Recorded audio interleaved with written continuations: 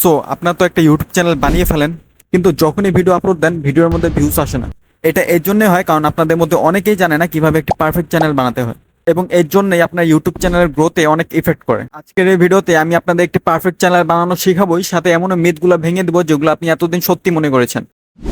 যেমন কি চ্যানেলটা ক্রিয়েট করার পর আপনি কতদিন পর ভিডিও আপলোড করবেন, এবং এমনকি আমাদের চ্যানেলটি ওয়ার্ম আপ করা দরকার, এবং কি চ্যানেলে শর্ট আপলোড করার সময় আপনাদেরকে হ্যাশট্যাগ এবং ট্যাগ দেওয়াটা কতটা জরুরি, এবং মোস্ট ইম্পর্টেন্ট থিং আমাদের কোন টাইপের শর্ট আপলোড করা ঠিক হবে যেটা কি খুব কম সময়ে ভাইরাল হবে অ্যান্ড আমাদের চ্যানেল জানে খুব তাড়াতাড়ি গ্রো হয়। But first let's make a channel. Channel create করার ফার্স্টে আমাদের দরকার একটি জিমেল। যদি আপনার কাছে আগে থেকে একটি জিমেল থাকে তাহলে আপনার জিমেল ক্রিয়েট করার দরকার নেই, কিন্তু একটা ইম্পর্টেন্ট স্টেপ যেটা আপনার দেখা দরকার।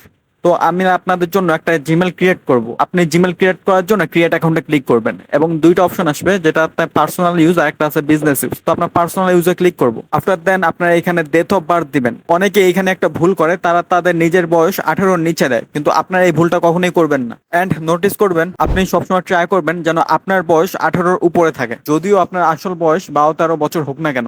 এখন আমরা এই জিমেল দিয়ে একটি নতুন ইউটিউব চ্যানেল ক্রিয়েট করব। আপনাদের চ্যানেলের নাম অনেক ইজি এবং সিম্পল রাখবেন, যাতে ভিউয়াররা আপনাদের চ্যানেল খুব সহজে মনে রাখতে পারে। আমি অনেকদের দেখেছি যারা নিজের চ্যানেলের নাম অনেক ডিফিকাল্ট রাখে, আর আপনি এই জিনিসটা খেয়াল রাখবেন যাতে আপনার চ্যানেলের মধ্যে কোনো নাম্বার না থাকে। একটা ইউনিক নামের জন্য আমরা চ্যাট জিপিটি ইউজ করব, এবং সিম্পলি আমি একটা প্রম্পট পেস্ট করব এবং চ্যাট জিপিটি আমাকে কিছু নাম দিবে। এখন এই নামের থেকে আমি সব থেকে ইজি এবং সিম্পল নামটা চুজ করব, এবং সিম্পলি আপনি ইউটিউবে চলে যাবেন এবং এই নামটি সার্চ করবেন। আপনি যদি এই নামে কোনো চ্যানেল থাকে তাহলে আপনি ওই নামটা চেঞ্জ করে অন্য একটি নাম নেবেন। আর আপনাদের যদি এরকম কোনো নাম পছন্দ না হয় তাহলে আপনি দুইটা নাম মিলে একটা নাম করতে পারেন।